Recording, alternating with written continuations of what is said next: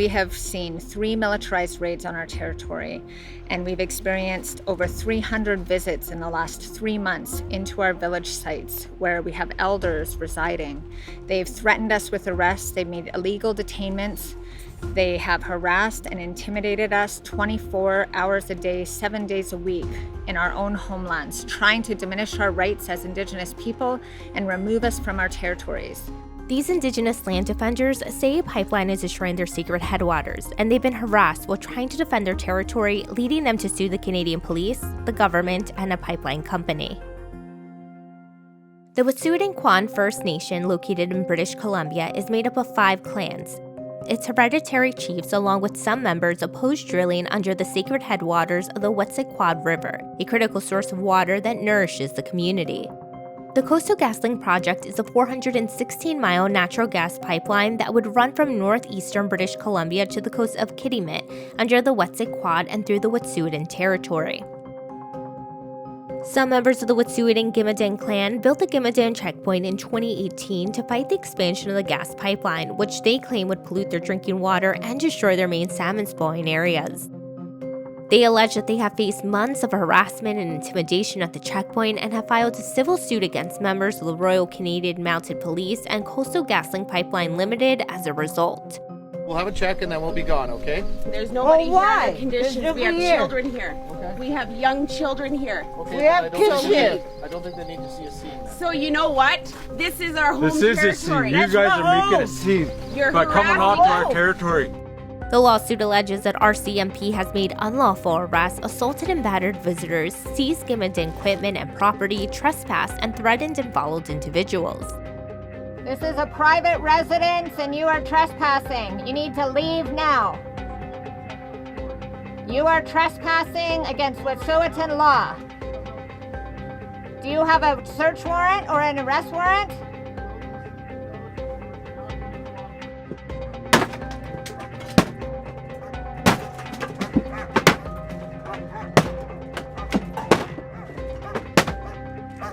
Breaking down the door. Breaking down the door. Okay, show me your hands. Show me your hands. Get that gun off me! Clan members built the Gidimt'en checkpoint off an access road to the project in an effort to protect their homeland and prevent crews from building their pipeline. They claim the pipeline is being built on their land without their permission. Coastal GasLink, on the other hand, claims it received permission from 20 First Nations, including the Wet'suwet'en, along the route of the pipeline. If it sounds confusing, that's because it is. The confusion stems from Canada's Indian Act, which was first passed in 1876, with many amendments added since. In 1887, then Prime Minister John A. Macdonald said, quote, "The great aim of our legislation has been to do away with the tribal system." Under the Act, the Canadian government forced First Nations to elect what are called chiefs and councils. Many First Nations still held on to their traditional leadership roles that had been passed down for generations, along with the new governance systems that their colonizers mandated. According to First Peoples Law, a law firm defending Indigenous rights, the Wet'suwet'en people were one of the first nations that maintained their traditional governance system.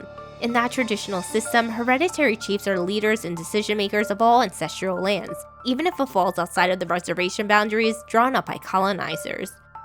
And according to the land defenders, Coastal GasLink does not have free prior informed consent for the pipeline from the Wet'suwet'en hereditary chiefs, who they say have full jurisdiction and title over the 22,000 square kilometers of the nation's territory.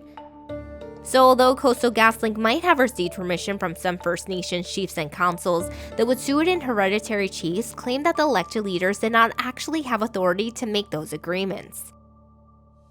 In the years that the checkpoint has been active, the Wet'suwet'en people have reported a spike in police presence, harassment, and intimidation in the area.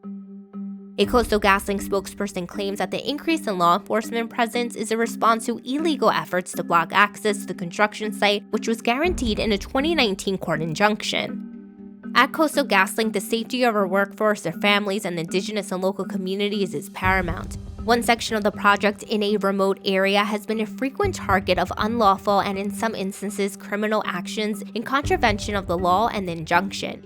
We have a responsibility to keep our workforce safe and secure and have done so in a diligent and lawful manner. We are grateful for the support of our Indigenous and local communities across the project route. Many local community members and businesses are part of building this important infrastructure that will leave a legacy for British Columbia and Canada for decades to come. It is also important to note that not all Gidimt'en clan members are protesting the pipeline. In an op-ed published in the National Post, some members claim that while their feelings about the pipeline differ, they are unified in believing that their traditions and way of life are being misrepresented by protesters acting in the clan's name, even though many of them are not Gidimt'en nor Wet'suwet'en. In another National Post piece, a Cree Métis policy analyst said the Wet'suwet'en hereditary chiefs don't have the authority to veto a decision made by the Chiefs and Council, along with the majority of the community members. Hereditary chiefs are tasked with things like administrating natural resources, but official decision-making falls to the Chief and Council, the analyst said. Slato Mali Wickham, Gidimt'en spokesperson and opponent of the pipeline project, responded to the analyst saying, quote, "The people on the ground are Gidimt'en members and other Wet'suwet'en and have, as directed by hereditary chiefs, continue to oppose the pipeline project and not our own people. We continue to resist government and industry's attempt to drive a wedge between us and remain dedicated to following Wet'suwet'en law for all future generations." Slato and 3 others are facing criminal charges for violating the 2019 court injunction by blocking access to the pipeline project. They're upholding colonial law and really using that to diminish our rights and our responsibilities to our territories and to our communities for the health and well-being of what we know is right, to protect the land, to stand up for our future generations. The Wet'suwet'en people protesting the pipeline say they want to see an end to the harassment and intimidation and hope the police will be removed from their territory. This isn't the first time our own people are being criminalized on our own land, and it won't be the last time. But it's not going to deter us from doing what is right and upholding our laws, being who we are.